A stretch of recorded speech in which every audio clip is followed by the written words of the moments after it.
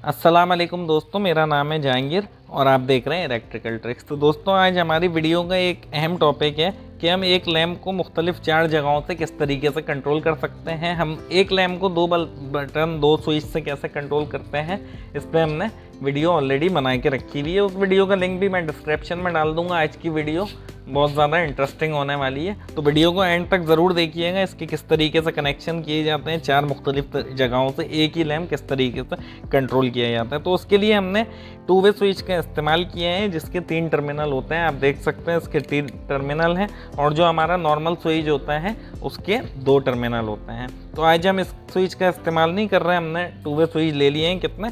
हमने 4 2 वे स्विच ले लिए हैं। तो पहले क्या करना है, एक जो पहला नंबर 2 वे स्विच है उसका जो ऊपर वाला टर्मिनल होगा उसमें हमने एक वायर कनेक्ट कर देनी है और वही वायर हमने 2 नंबर 2 वे स्विच के ऊपर वाले टर्मिनल में कनेक्ट कर देनी है इस तरीके से।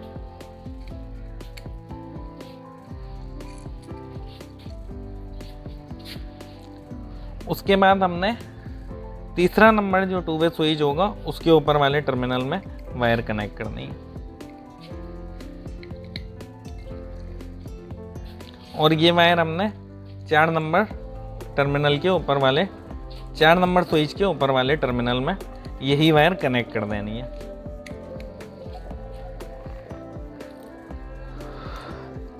और इसी तरीके से हमने नीचे वाले टर्मिनल भी पहले नंबर और 2 नंबर स्विच के नीचे वाले टर्मिनल आपस में कनेक्ट करने हैं।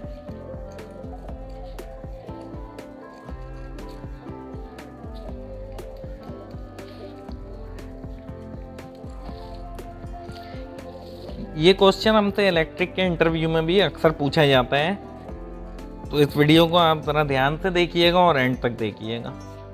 जो हमने शुरू वाले सर्किट के साथ किए, इन 2 स्विच के साथ सेम प्रोसेस हमने 3 नंबर और 4 नंबर स्विच के साथ कर लेना है।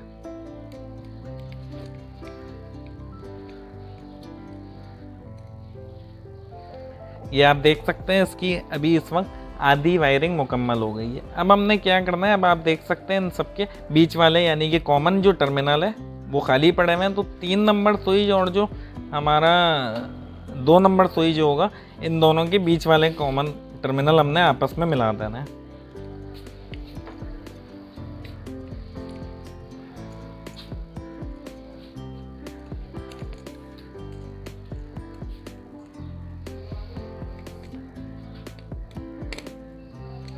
उसके बाद इस प्रैक्टिकल को इख्तिताम की तरफ ले जाने के लिए हमें एक लैंप की ज़रूरत पड़ेगी, जिस भी लैंप को हम इससे कंट्रोल करवाना चाहते हैं। तो हमने क्या करना है, जो अब हमारा जो पहला नंबर स्विच होगा और जो आखिरी वाला स्विच होगा उनके कॉमन टर्मिनल हमारे पास बच जाते हैं। तो अब जो लैंप होगा उसको हमने सप्लाई देनी है और उसमें हमने न्यूट्रल हमेशा डायरेक्ट देना होता है। तो सबसे पहले मैं इसका एक न्यूट्रल जोड़ देता हूँ। ये हमारा मेन न्यूट्रल आई है, मैं इसमें एहतियात के साथ सप्लाई ऑफ करने के बाद इस पर काम कर रहा हूँ। तो आपने भी हमेशा ऑफलाइन पे ही काम करना होता है।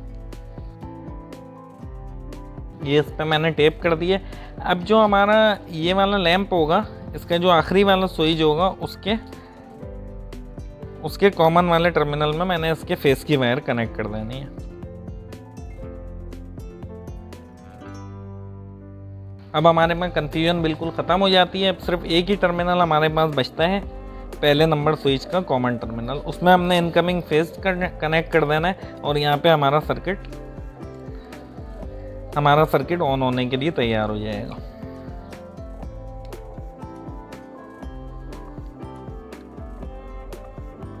ये स्विचेस को मैं सीधा कर लेता हूँ और अब मैं इसमें सप्लाई दे देता हूँ।